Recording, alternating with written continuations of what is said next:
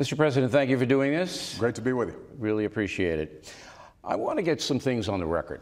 So let's begin with health care. Yeah. October 1st, it rolls out. Right. Immediately, there are problems with the computers. Right. When did you know there were going to be problems with those computers? Well, I think we all anticipated that there'd be glitches because anytime you got technology, a new program rolling out, there are going to be some glitches. I don't think I anticipated or anybody anticipated the degree of the problems with the website. And right, so you just didn't know when it rolled out that this was going to be a problem? Well, I don't think, as I said, I don't think anybody anticipated the degree of problems that you'd had on healthcare.gov. The good news is that right away we decided how are we going to fix it. It got fixed within a month and a half. It was up and running, and now it's working the way it's supposed to, and we've signed up 3 million people. I don't know about that because last week there was an Associated Press poll of people who actually went to the website, and only 8% of them feel that it's working well. Why didn't you fire Sebelius, the secretary in charge of this? Yeah. Because, I mean, she had to know after all those years and all that money that it wasn't going to work. You know, my main priority right now is making sure that it delivers for the American people. And you're not going to answer that? What we've ended up doing is we've got 3 million people signed up so far. We're about a month behind of where we anticipated we wanted to be. We've got over 6 million people who've signed up for Medicaid. Yeah. We've got 3 million young people under the age of 26 who are signed up on their parents' plan. And so what we're constantly figuring out is how do we continue to improve it? How do we make sure that the folks who don't have health insurance can get health insurance, and those who are underinsured are able to get better health insurance? I'm sure that the intent is noble, but I'm a taxpayer, and I'm paying Kathleen Sebelius a salary, and she screwed up, and you're not holding her accountable. Yeah. Well, I promise you that we hold everybody up and down the line accountable. But when we're midstream, Bill, that we want to make sure that our main focus is how do we make this thing work so that people are able to sign up, and that's what we've done. All right.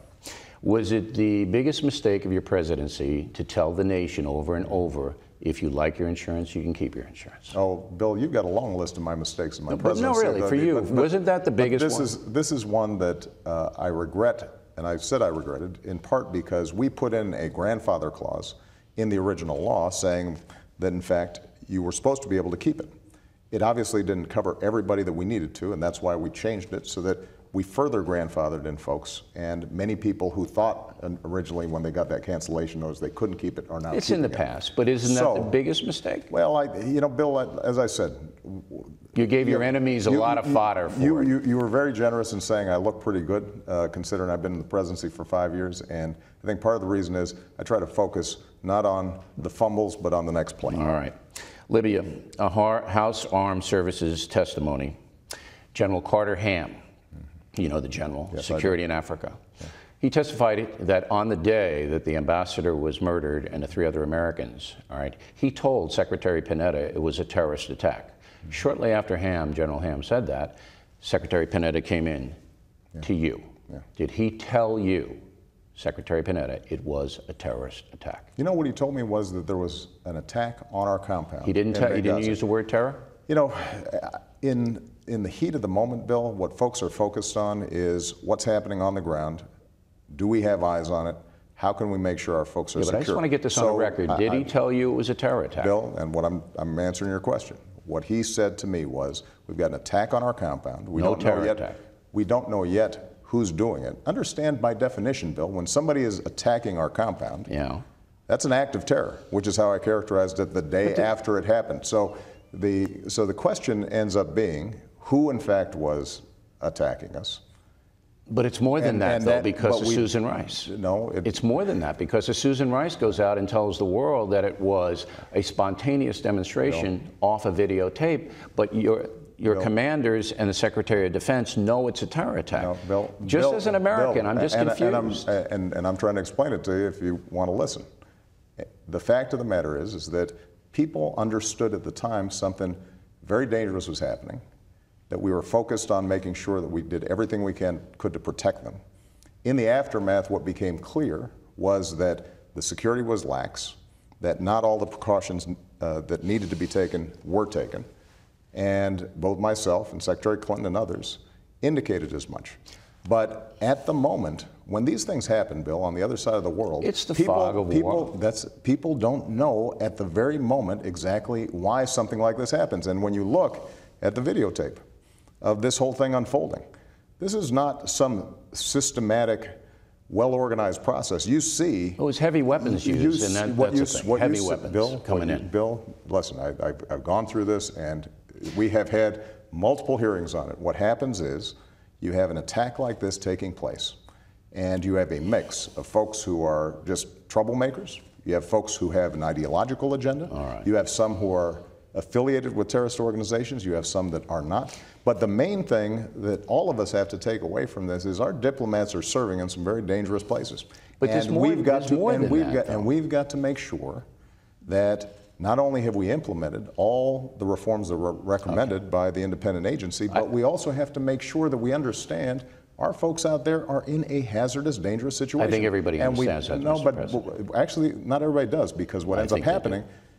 happening, is we end up creating a political agenda on Absolutely, and something in that which was my next question. Democrats and Republicans should be unified in trying to figure out how are we going to protect people. I got to get to the IRS, but I just want to Okay. say that your detractors believe that you did not tell the world it was a terror attack because your campaign didn't want that out. Bill, think That's about what they believe. And they believe it because folks like you are telling No, them I'm that. not telling them that. I'm asking you whether you were And told what it I'm was a saying terror attack. And what I'm you- saying is that is inaccurate. All right. We revealed to the American people exactly what we understood at the time. The notion that we would hide the ball for political purposes when a week later we all said, in fact, there was a terrorist attack taking place the day after I said it was an act of terror, that wouldn't be a very good cover-up if that's what we were I got to engaged get to the IRS because I don't know what happened there, and I'm hoping maybe you can tell us. Douglas Shulman, former IRS chief, he was cleared into the White House 157 times, more than any of your cabinet members, more than any other IRS guy in the history by far. Okay, why was Douglas Shulman here 157 times? Why? Mr. Shulman, as the head of the IRS, is constantly coming in because at the time we were trying to set up the healthcare.gov, and the What did IRS, he have to do with that? The IRS is involved in making sure that that works as part of the overall healthcare team. So it was all healthcare? Number two, we've also got the IRS involved when it comes to some of the financial reforms to make sure that we don't have taxpayer funded bailouts in the future. So you had all these different agendas in which the head of the IRS is naturally involved. Did you speak to him a lot yourself?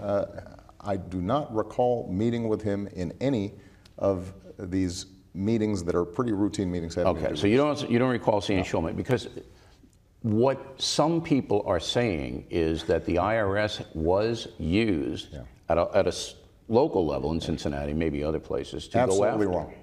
But how do you Absolutely know wrong. that? Because we still don't know what happened there. Bill, we do. That's not what happened. Folks have, again, had multiple hearings on this. I mean, these kinds of things keep on surfacing, in part because you and your TV station will promote them. But when don't folks you feel actually, there are unanswered questions? Bill, when you actually look at the stuff, there have been multiple hearings on it. What happened here was that But you've there's got, no you've got a definition on it. 501c4 law that people think is confusing, that the folks did not know how to implement. Okay. Because it basically says, So you're saying there if was you're no involved, corruption there at all? No. that's not what I'm Flat. saying. That's actually No, but I want to know what you're hearing- saying. You're the leader of the country. Absolutely. You're saying no corruption? None. No, there were some boneheaded decisions Bonehead decision. out of a but local no mass office. corruption. Not even mass corruption, not even a smidgen of corruption, obviously. Okay. I got a letter from Kathy Lemaster, Fresno, California. I said I would read one letter from the folks, all right? Mr. President, why do you feel it's necessary to fundamentally transform the nation that has afforded you so much opportunity and success? I don't think we have to fundamentally transform the But nation. those are your words. I think that what we have to do is make sure that here in America, if you work hard, you can get ahead. Bill, you and I benefited from this incredible country of ours, in part because there were good jobs out there that paid a good wage, because you had public schools that functioned well, that we could get scholarships if we didn't come from a wealthy family in order to go to college. Right. That, you know, if you worked hard, not only did you have a good job, but you also had decent benefits, decent health care. They're cutting me off. And for a lot of folks, we don't have that. We've got to make sure that we're doing everything we can to expand the middle class and work hard. And people who are working hard can get into the middle class. I know you think maybe we haven't been fair, but I think your heart is in the right place. Prediction for the game: who's going to win the Super Bowl? I can't make a prediction. I don't know. These guys are too evenly matched. I think it is going to be 24-21, but I don't know who's going to be 24, and I don't know who's going to be 21. Mr. President, thanks very much. I enjoyed it. Thank you.